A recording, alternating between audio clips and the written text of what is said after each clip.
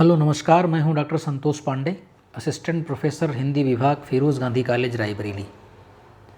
Exam special की BA first semester के second paper की कबीर के संबंध में इस दूसरी क्लास में आप सभी विद्यार्थियों का स्वागत है। आज मैं इस दूसरी क्लास में कबीर के संबंध में एक और बात करूंगा। अपनी पहली क्लास में मैंने एग्ज़ाम स्पेशल की जो मैंने पहली क्लास ली है उसमें कबीरदास की भक्ति भावना पर मैंने विचार किया था और डिटेल में आपको समझा दिया था कि क्वेश्चन किस प्रकार से आपको अपने एग्ज़ाम में सॉल्व करना है। यह क्वेश्चन भी एग्ज़ाम स्पेशल वीडियो के नाम से जा रहा है, तो इसमें सिर्फ उतना ही मैं लिखाऊंगा, पढ़ाऊंगा और बताऊंगा जितना कि आपको उस एग्ज़ाम में लिखना है, इसके अतिरिक्त और कुछ नहीं। सबसे बाद में हम ये सवाल लेंगे कि अगर ये सवाल 15 नंबर में आएगा तो कितना लिखना है, 10 नंबर में आएगा तो कितना लिखना है और 5 नंबर में आएगा तो कितना लिखना है। ठीक, लेकिन सबसे पहले वही 3 सवाल। क्वेश्चन का शीर्षक क्या है? सवाल नंबर 2 किस प्रकार से पूछा जा सकता है? सवाल नंबर 3 किस प्रकार से पूछा जाए तो इसका उत्तर हम किस प्रकार से लिखेंगे? और सवाल नंबर 4 हम कैसे आपको पढ़ाएंगे। तो सवाल नंबर 4 मैंने आपको पहली क्लास में बता दिया है, बार बार उस बात को हम नहीं दोहराएंगे। हम सवाल नंबर 1 लेते हैं पहले कि इस क्वेश्चन का मुख्य शीर्षक क्या है। तो मुख्य शीर्षक है इसका समाज सुधारक के रूप में कबीर। ये मेन हेडिंग है। अब इससे मिलती जुलती तमाम हेडिंग्स बना करके आपसे सवाल पूछा जा सकता है। तो किस प्रकार से आपसे ये सवाल पूछा जा सकता है हम ज़रा इसको देख लेते हैं। तो देखिए, समाज सुधारक के रूप में कबीर को देखने का मतलब ये हुआ कि हमें इसमें ये देखना है कि कबीर ने किन चीज़ों का खंडन किया, किन चीज़ों का मंडन किया, यानी किन चीज़ों को तोड़ते हैं, किन चीज़ों को बनाते हैं, ये देखना है हमें प्रमुख रूप से। प्रायः वो धार्मिक रूढ़ियों को, धार्मिक आडंबरों को तोड़ते हैं, समाज में व्याप्त बुराई को, आर्थिक असमानता को, तंत्रवाद को, व्यभिचार को और इस प्रकार की तमाम चीज़ों का वो खंडन करके समाज को एक सुदृढ़ रूप और स्वस्थ रूप प्रदान करने की इच्छा रखते हैं। तो इन्हीं सब हेडिंग्स के अंतर्गत वे सवाल आपसे घूम घूम करके पूछे जा सकते हैं। हो सकता है आपसे पूछ लिया जाए कि कबीरदास ने समाज में व्याप्त धार्मिक आडंबरों का विरोध किस प्रकार से किया है। ये सवाल आपसे पूछा जा सकता है कि कबीर ने समाज में व्याप्त धार्मिक आडंबरों का विरोध किस प्रकार से किया है। ठीक, यह इस तरह से पूछ सकते हैं कि कबीरदास धार्मिक आडंबरों के घोर विरोधी हैं, सिद्ध कीजिए।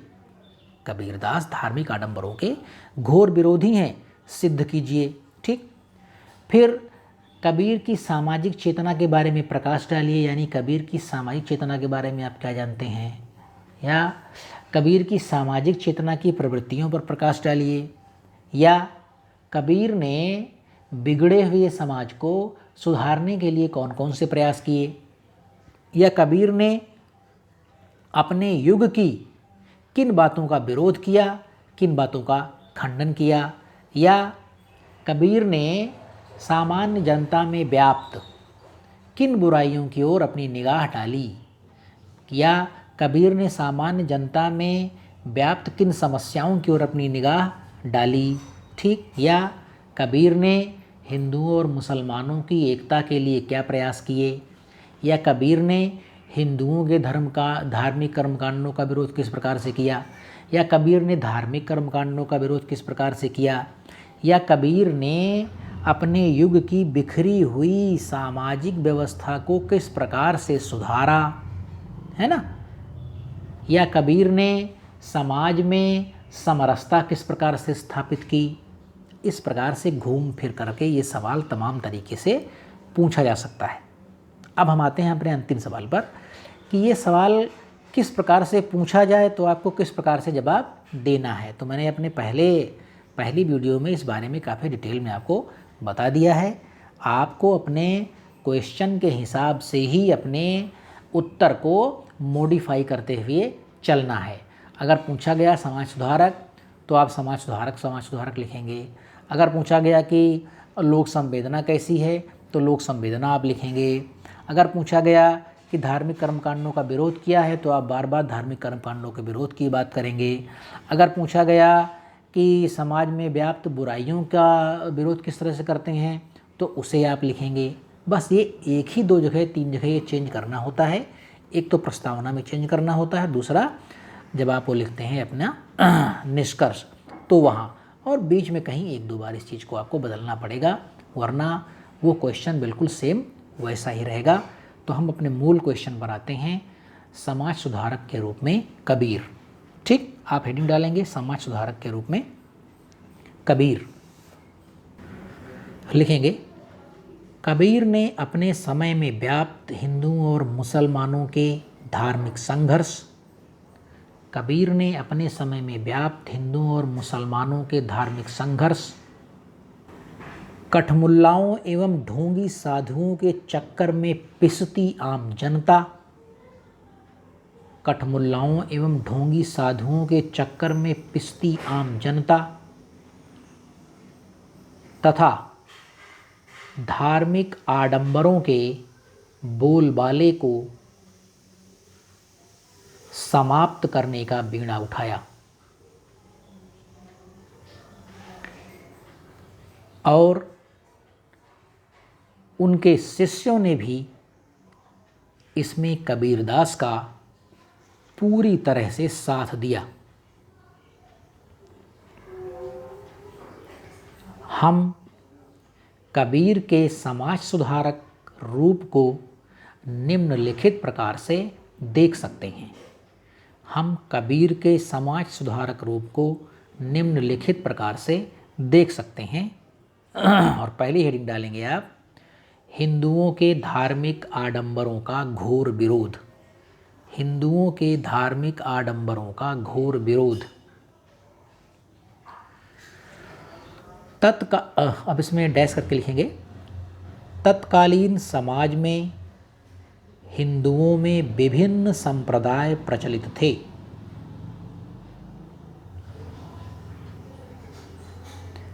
और ये सभी दुराचारों में लीन थे।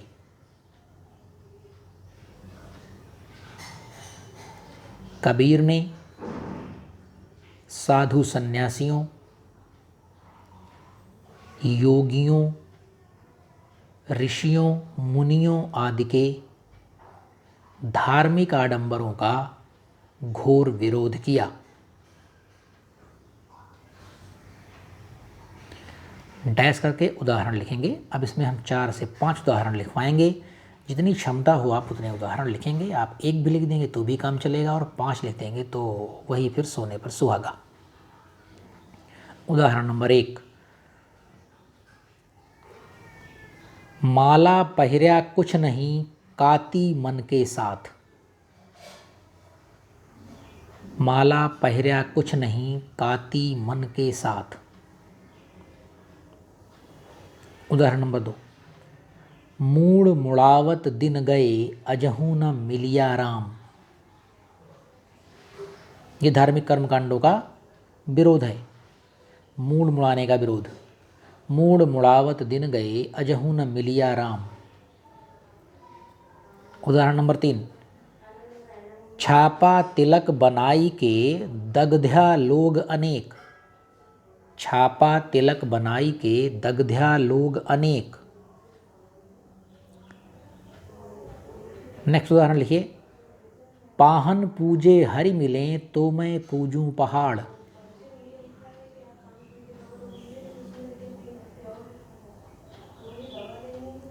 अगला उदाहरण लिखिए, तीर्थ गए तो बहि मुए बूढ़े पानी न्याह। न्याह मतलब स्नान करके। तीर्थ गए तो बहि मुए बूढ़े पानी न्याह। ठीक, तो इस प्रकार से मैंने ये आपको कई उदाहरण दिए। आपको इनमें से जो पसंद आए, जो आसानी से याद हो सके, वो आप लिखेंगे। हेडिंग नंबर 2, मुसलमानों के यहाँ प्रचलित धार्मिक कर्मकांडों का खंडन। मुसलमानों के यहाँ प्रचलित धार्मिक कर्मकांडों का खंडन।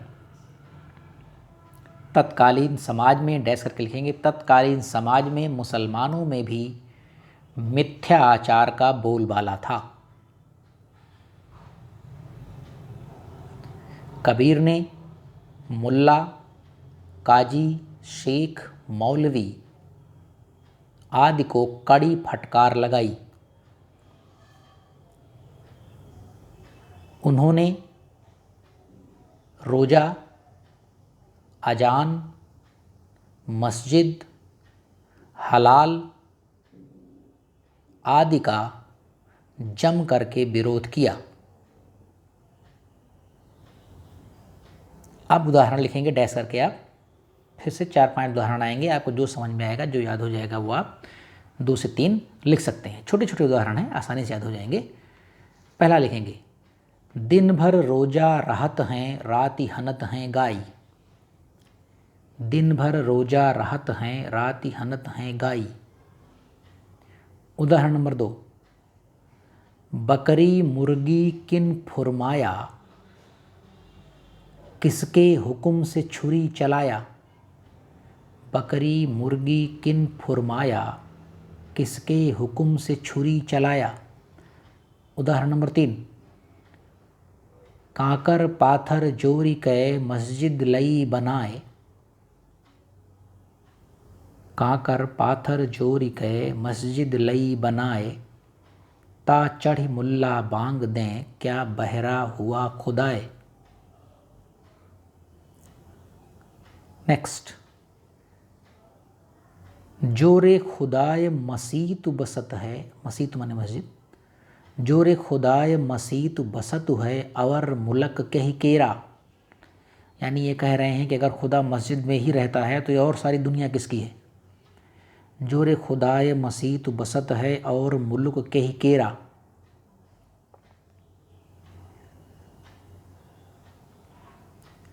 अगला उदाहरण लिखेंगे, हाँ तो तुर्क किया करी सुन्नति।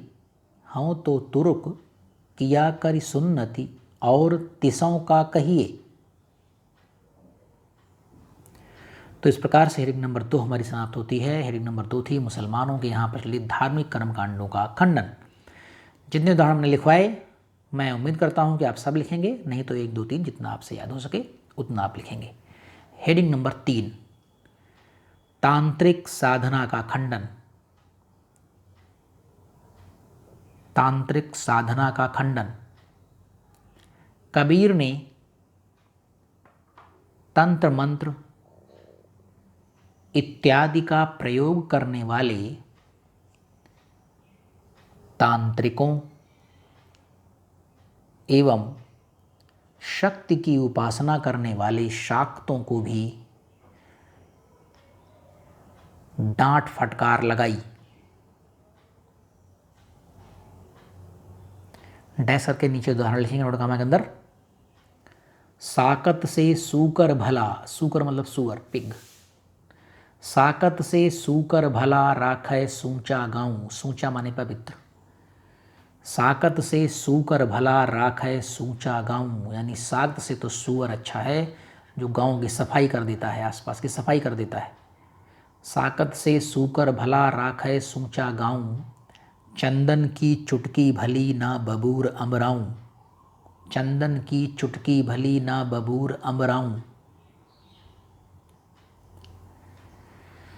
नोटकमा क्लोज करेंगे फुल स्टॉप लगा करके, और हेडिंग नंबर 4 लिखेंगे, छुआछूत एवं वर्ण व्यवस्था का विरोध। छुआछूत एवं वर्ण व्यवस्था का विरोध। डैश करके लिखेंगे, कबीर ने समाज में व्याप्त सामाजिक असमानता,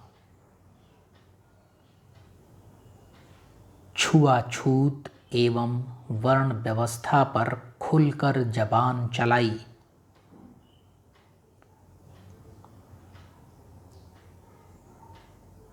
कबीर मानव मात्र के हितैषी हैं और उनके हित की बात करते हैं। कबीर मानव मात्र के हितैषी हैं और उनके हित की बात करते हैं।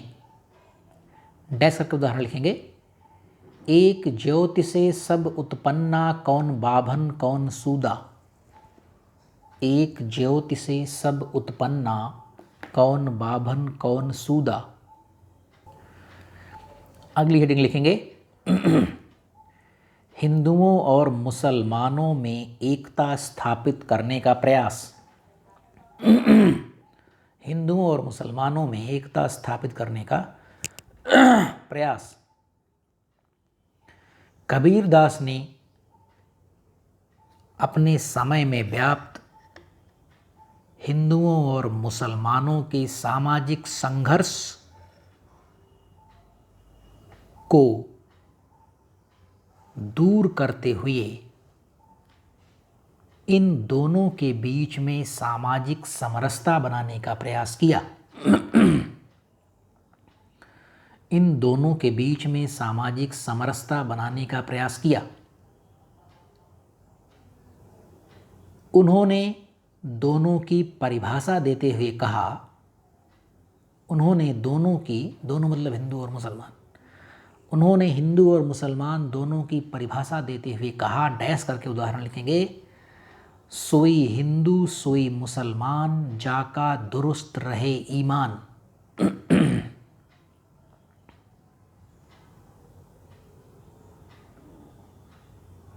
जाका दुरुस्त रहे ईमान। एक लाइन छोड़ उदाहरण लिखेंगे, एक लाइन छोड़ेंगे, इन्वर्टेड कामा लगाएंगे, उदाहरण नंबर 2 लिखेंगे, भूला भरम परय जिन कोई, भूला भरम परय जिन कोई, हिंदू तुरुक झूठ कुल दोई।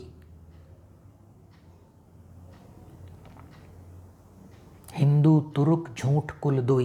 एक लाइन छोड़ लिखेंगे, दोनों संघर्षरत जातियों में अभिन्नता स्थापित करते हुए कबीर ने कहा, दोनों संघर्षरत जातियों में अभिन्नता स्थापित करते हुए कबीर ने कहा, डैश करके एक लाइन छोड़ करके इन्वर्टेड कामा में उदाहरण लिखेंगे, हिंदू तुर्क की एक राह है सतगुरु इह बताई।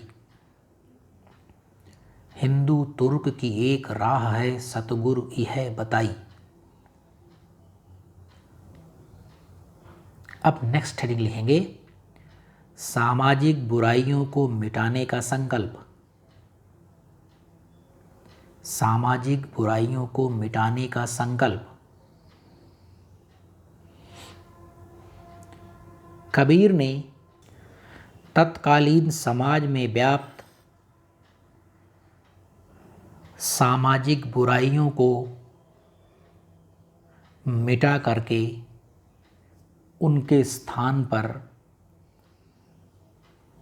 अच्छाई एवं भलाई का संदेश दिया।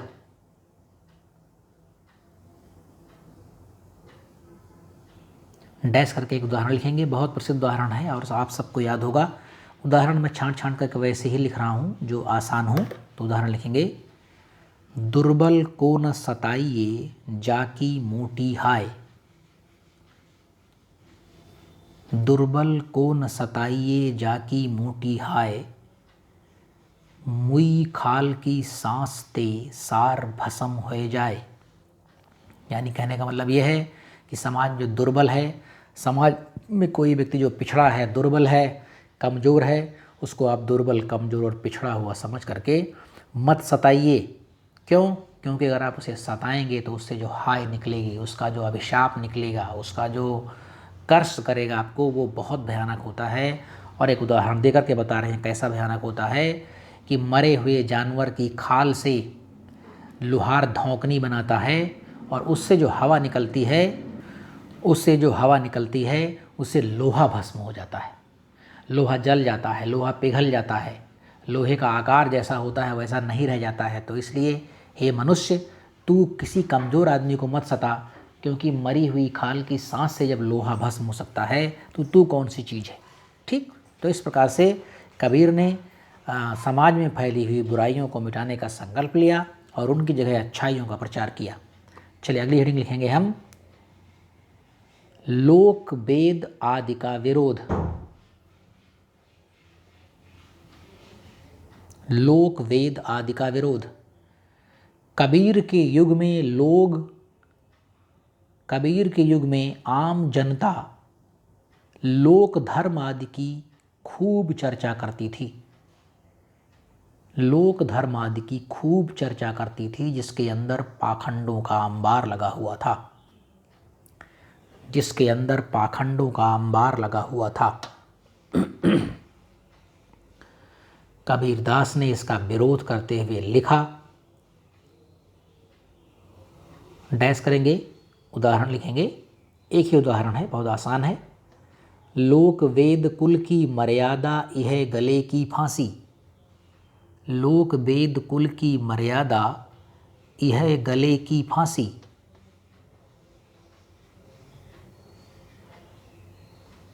नेक्स्ट, अगली हेडिंग लिखेंगे हम, काम वासना एवं विलासिता का विरोध।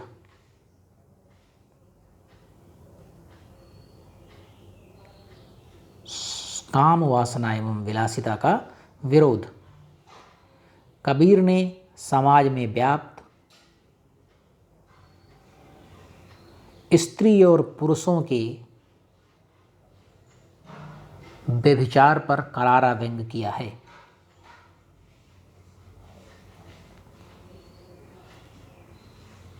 कबीर के अनुसार चाहे स्त्री हो व पुरुष, जब तक वह निष्काम नहीं होगी ईश्वर की भक्ति नहीं कर सकता। चाहे स्त्री हो या पुरुष, जब तक वह निष्काम नहीं ईश्वर की भक्ति नहीं कर सकता। वे कहते हैं, डैश करके उदाहरण लिखेंगे, नर नारी सब नरक हैं जब लग देह सकाम। नर नारी सब नरक हैं जब लग देह सकाम। कहें कबीर ते राम के जे सुमिरें निहिकाम। कहें कबीर ते राम के जे सुमिरें निहिकाम। नेक्स्ट हेडिंग लिखेंगे, आर्थिक असमानता का विरोध।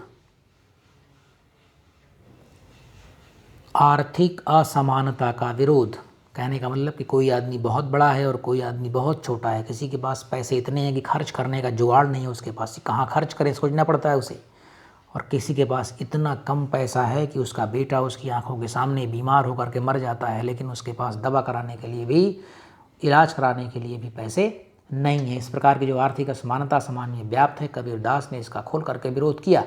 कैसे, उदाहरण कैसे लिखेंगे, कबीर का समाज विषमताओं एवं असमानताओं का समाज था। कबीर का समाज विषमताओं एवं असमानताओं का समाज था। एक तरफ पूंजीवाद था तो दूसरी तरफ कर्ज के बोझ से दबा हुआ किसान एवं मजदूर। एक तरफ पूंजीवाद था तो दूसरी तरफ कर्ज के बोझ से दबा हुआ किसान और मजदूर। इस आर्थिक असमानता का दंश पूरा समाज झेल रहा था।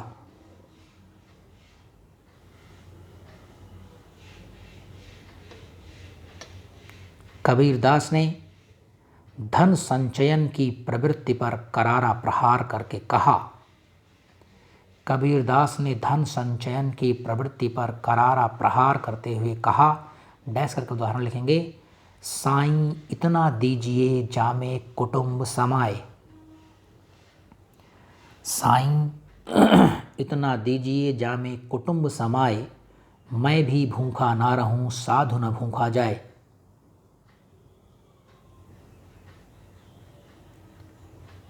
एक लाइन छोड़ करके लिखेंगे, कबीर ने गरीबों के पक्ष में अपना जोरदार तर्क रखा।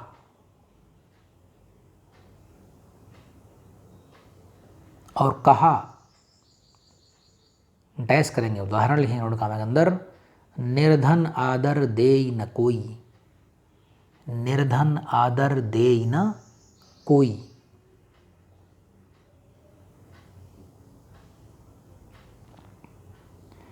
अब इस तरह से हमारा ये सवाल यहाँ पर समाप्त होता है। ठीक, अब हम लिखेंगे निष्कर्ष। इस तरह, एक लाइन छोड़ करके निष्कर्ष लिखेंगे, इस तरह कबीर ने बड़ी निर्भीकता के साथ एक सच्चे समाज सुधारक की तरह, एक सच्चे समाज सुधारक की तरह सहानुभूति एवं सच्चाई से